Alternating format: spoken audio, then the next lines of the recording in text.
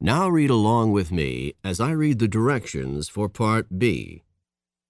Remember, you should not read ahead or turn the pages while the directions for this part are being read. Part B. Directions. In this part of the test, you will hear longer conversations. After each conversation, you will hear several questions. The conversations and questions will not be repeated. After you hear a question, read the 4 possible answers in your test book and choose the best answer. Then, on your answer sheet, find the number of the question and fill in the space that corresponds to the letter of the answer you have chosen. Remember, you are not allowed to take notes or write in your test book. Now we will begin Part B with the first conversation. Questions 31 through 34. Listen to a woman talk to a friend about her plans for the afternoon. I'm going to my health club this afternoon. Would you like to come along? You could try it out and see if you want to take out a membership. You belong to a health club? It seems that everyone that I meet here is involved in some kind of exercise program. Oh, exercise is very popular nowadays, and this health club's the best in the area. Why don't you try it today? I would like to get a little more exercise, but I'm not sure if a health club's the way to go. This club has all kinds of exercise machines and classes, a track, racquetball courts, and a sauna. It has every kind of exercise you could want, except perhaps a swimming pool. Well, I guess it can't hurt to try it just once. What time should we go? Number 31. Where is the woman going this afternoon?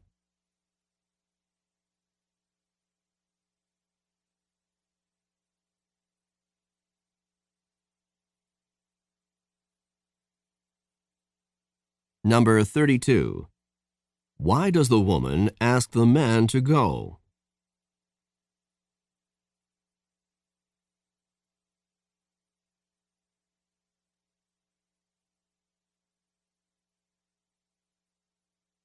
Number 33. According to the woman, what kinds of services does the health club offer?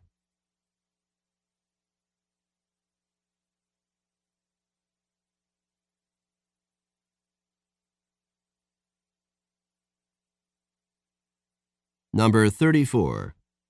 What does the man decide to do?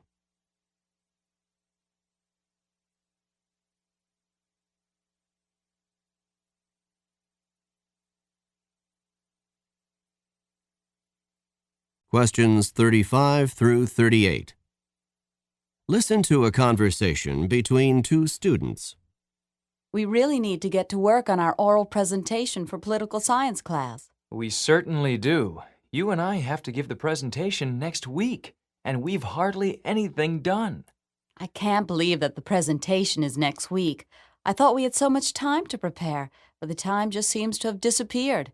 The presentation's on Thursday of next week, isn't it? That's right. So we have exactly 1 week to get ready for it. We're going to have to do a lot of work in the next week. In this presentation on the court system, do you think we should talk about all 3, the municipal, the state, and the federal court systems?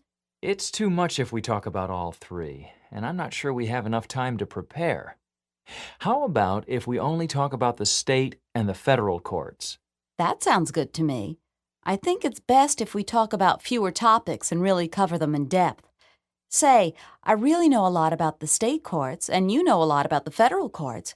How about if we each work on preparing those parts individually, and then we can get together and put it all into one overall presentation? All right. I'll work on the federal courts, and you can work on the state courts, and then we'll get together in a few days. How about if we get together next Monday?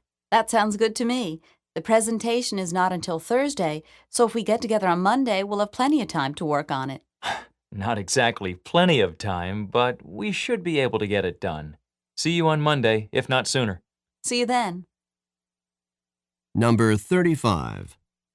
What are the man and woman discussing in this conversation?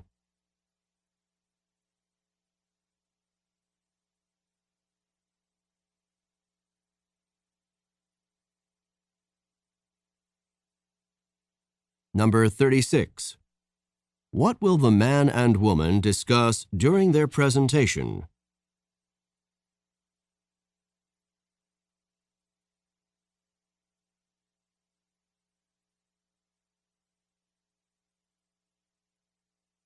Number 37. When do they next plan to meet?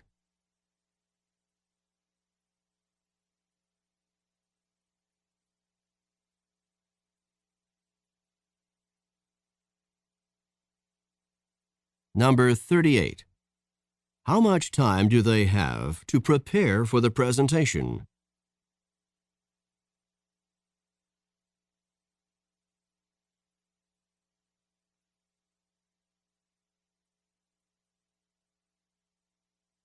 This is the end of Part B. Go on to the next page.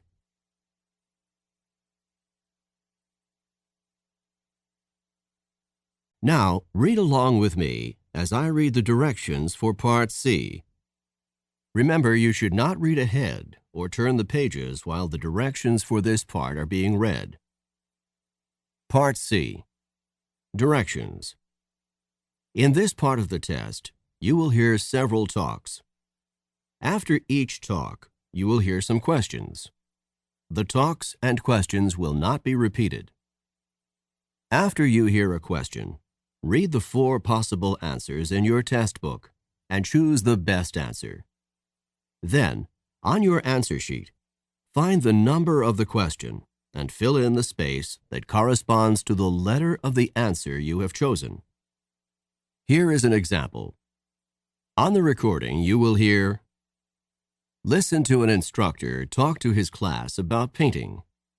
Artist Grant Wood was a guiding force in the school of painting known as American Regionalist, a style reflecting the distinctive characteristics of art from rural areas of the United States. Wood began drawing animals on the family farm at the age of 3, and when he was 38, one of his paintings received a remarkable amount of public notice and acclaim. This painting, called American Gothic, is a starkly simple depiction of a serious couple staring directly out at the viewer. Now listen to a sample question. What style of painting is known as American Regionalist? In your test book, you will read A. Art from America's inner cities. B. Art from the central region of the U.S. C. Art from various urban areas in the U.S. D. Art from rural sections of America. The best answer to the question, what style of painting is known as American Regionalist, is D. Art from rural sections of America. Therefore, the correct choice is D. Now, listen to another sample question. What is the name of Wood's most successful painting? In your test book, you will read A. American Regionalist. B. The Family Farm in Iowa. C. American Gothic. D. A Serious Couple. The best answer to the question, what is the name of Wood's most successful painting, is C. American Gothic. Therefore, the correct choice is C. Remember, you are not allowed to take notes or write in your test book. Go on to the next page.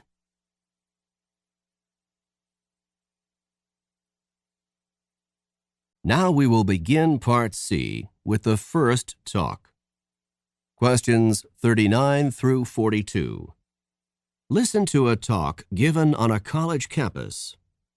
Hello and welcome to campus. This morning there will be a short tour of the university before we head to the administration complex for registration. I've been selected to be your tour guide because I've been a student on this campus for 3 years and I know my way around well. The first stop on our tour is the library.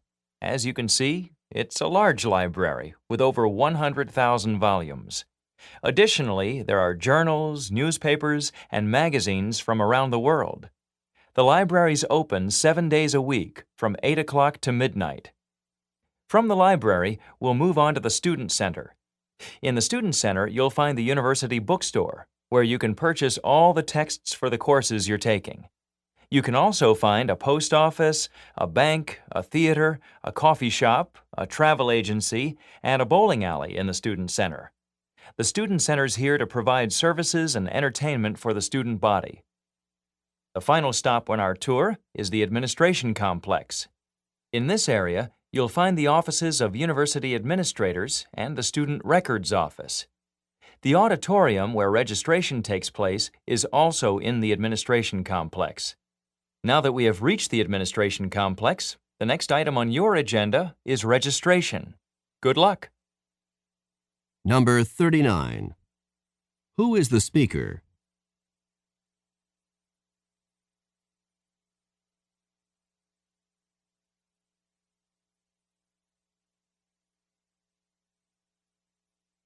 Number 40.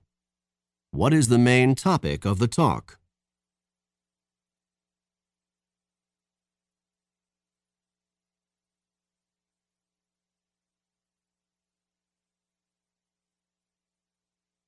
Number 41. According to the speaker, what is the overall purpose of the Student Center?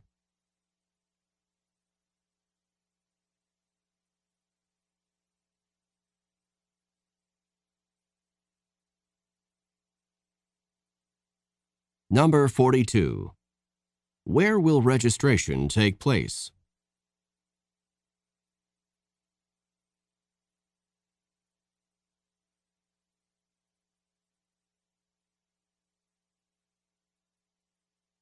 Questions 43 through 46. Listen to a talk on water pollution. A major cause of water pollution in the 1950s was the use of synthetic detergents. Unlike natural soaps, which were biodegradable, synthetic detergents would not break down into simpler substances. When released into the water supply, these non-biodegradable synthetic detergents caused masses of foam to remain in both surface water and groundwater. In the 1960s, new biodegradable detergents came into use, and the problem of foaming lakes, rivers, and streams began to disappear. However, these new biodegradable detergents contained phosphates, and those phosphates presented an entirely different set of problems in maintaining a clean water supply. Number 43. What major cause of water pollution in the 1950s was presented in this talk?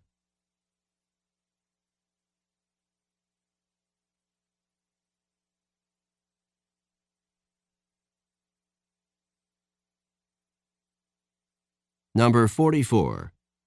What are biodegradable substances?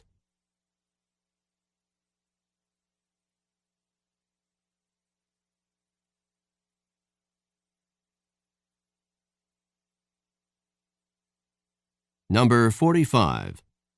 What happened when non-biodegradable synthetic detergents were released into the water supply?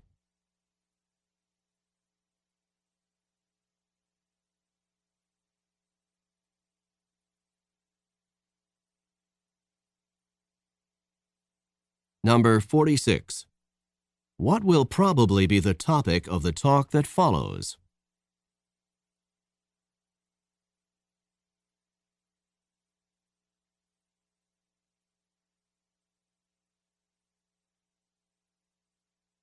Questions 47 through 50. Listen to a lecture given by a college professor. Today's lecture is on the composition of the Earth's atmosphere. By that, I mean which gases actually make up the atmosphere. I hope all of you have read the required textbook chapter on this subject prior to coming to class today. The key point that I would like you to understand is the changing nature of the atmosphere. The atmosphere has not remained the same throughout the Earth's history. Scientists believe that the Earth's original atmosphere probably consisted of ammonia and methane.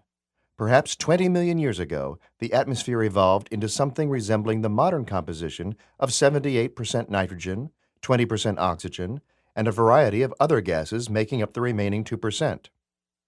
One factor that was instrumental in causing the change in the atmosphere was the evolution of plant life. Oxygen is part of the modern-day atmosphere because of plant life and the process of photosynthesis that goes along with it. Well, that's all for today. Before tomorrow's class, you should be sure to read the next chapter in the text, Chapter 10. Number 47. What is the topic of this talk?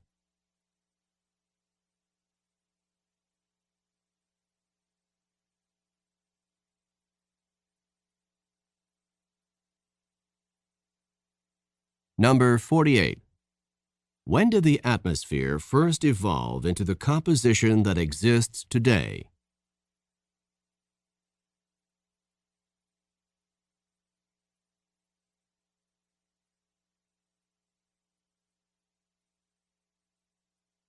Number 49.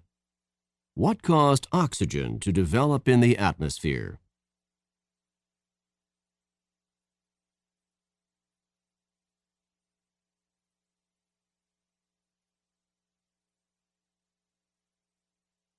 Number 50. What is the assignment for tomorrow's class?